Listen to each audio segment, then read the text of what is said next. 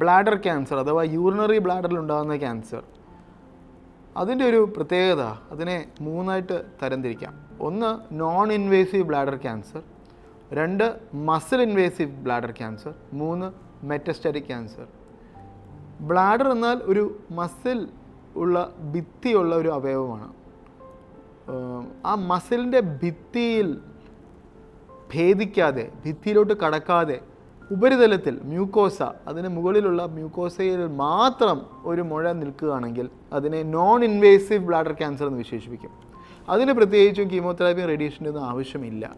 എന്നാൽ ഈ മ്യൂക്കോസയിലുള്ള ട്യൂമർ ഉള്ളിലേക്ക് വ്യാപിച്ച് ആ ബ്ലാഡറിൻ്റെ മസിൽ വാൾസ്, മസിലിൻ്റെ ഭിത്തിയെയും ഭേദിച്ചുകൊണ്ട് ഉള്ളിലേക്ക് കടക്കുകയാണെങ്കിൽ അതിനെ മസിൽ ഇൻവേസീവ് ബ്ലാഡർ ക്യാൻസർ എന്ന് വിശേഷിപ്പിക്കും.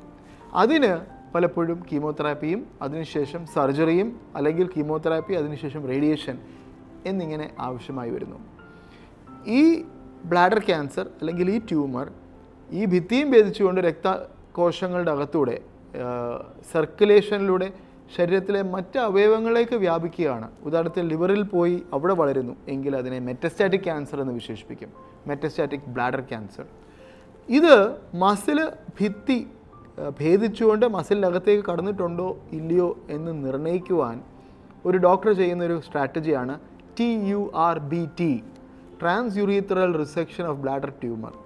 ഒരു സിസ്റ്റോസ്കോപ്പി എന്നൊരു ട്യൂബ് ഒരു ചെറിയ ക്യാമറയിൽ ഘടിപ്പിച്ച് ബ്ലാഡറിൻ്റെ അകത്തൂടെ കടത്തിവിട്ട്, യൂറീത്രറിനകത്തൂടെ ബ്ലാഡറിനകത്തേക്ക് കടത്തിവിട്ട് ഈ ട്യൂമറിനെ കട്ട് ചെയ്ത് മാറ്റി മൈക്രോസ്കോപ്പിനടിയിൽ നോക്കുമ്പോൾ മസിൽ കാണുന്നുണ്ട് എങ്കിൽ കറക്റ്റ് ബയോപ്സിയാണ്, അത് ശരിയായ രീതിയിൽ ചെയ്തിരിക്കുന്നു.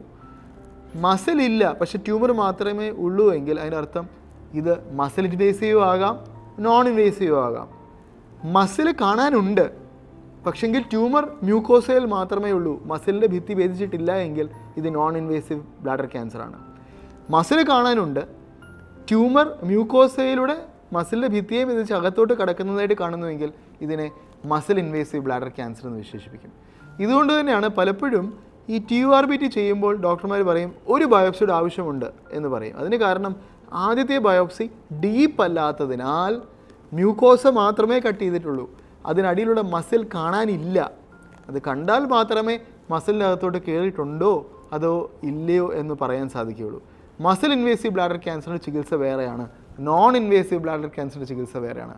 ഇതാണ് ഈ TURBT എന്ന ചികിത്സയിലൂടെ നമ്മൾ ഉദ്ദേശിക്കുന്നത്, ബയോപ്സി ആൻഡ് ട്രീറ്റ്മെൻറ്റ്.